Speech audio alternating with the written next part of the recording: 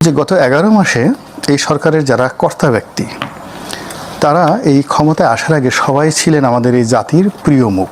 তাদের কথা শুনলে আমাদের ভালো লাগতো, আর তাদেরকে নিয়ে আমরা কল্পনা করতাম যে এই মানুষগুলো আকাশের চাঁদ বা তারকা হিসেবে আছে, এবং তারা যদি কোনোদিন আমাদের ক্ষমতার চেয়ারে বসে তাহলে আমাদের যে স্বপ্ন সেই স্বপ্নগুলো বাস্তবায়িত হবে, এবং রাজনীতিবিদদের বিরুদ্ধে যে সকল অভিযোগ রয়েছে সেই সকল অভিযোগ এদের বিরুদ্ধে আসবে না। এরা গতানুগতিক রাজনীতির বাইরে গিয়ে বাংলাদেশকে একটা ওয়েস্টার্ন স্টাইলের আধুনিক গণতান্ত্রিক কল্যাণমুখী রাষ্ট্র পরিণত করবে। এই স্বপ্নগুলো যারা আমাদেরকে দেখাতেন বাংলাদেশে প্রায় সবগুলো মানুষ গত 11 মাস ধরে এই রাষ্ট্র পরিচালনা করছে। দেশের একেবারে বিতর্কিত, যাদেরকে আমরা অসভ্য বলি, যাদেরকে আমরা চোর বলি, ডাকাত বলি, গুন্ডা বলি, লেখাপড়া জানে না, ইয়াবা ব্যবসায়ী বলি, সে সকল রাজনীতিবিদরা সেই স্বাধীনতার পর থেকে এখন পর্যন্ত সর্বনিম্ন যত বাজেভাবে তারা দেশ চালিয়েছেন বিভিন্ন সেক্টরে, সেই বাজে জিনিসগুলোর চাইতেও এই গত 11 মাসে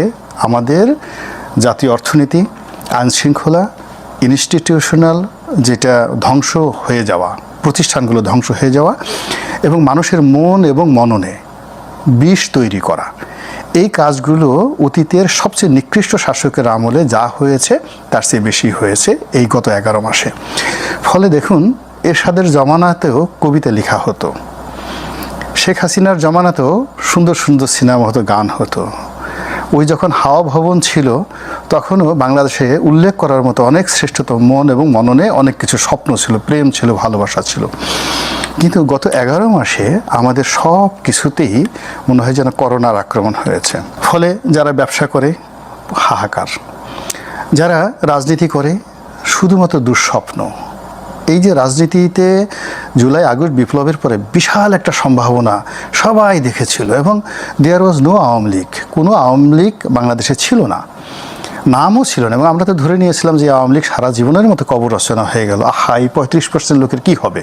কিন্তু কি হলো, এই গত 11 মাস ধরে যারা ক্ষমতা আসার চেষ্টা করেছে, আসতে চাচ্ছে, এই করছে, তাদের সবারই এখন একটু দুঃস্বপ্ন।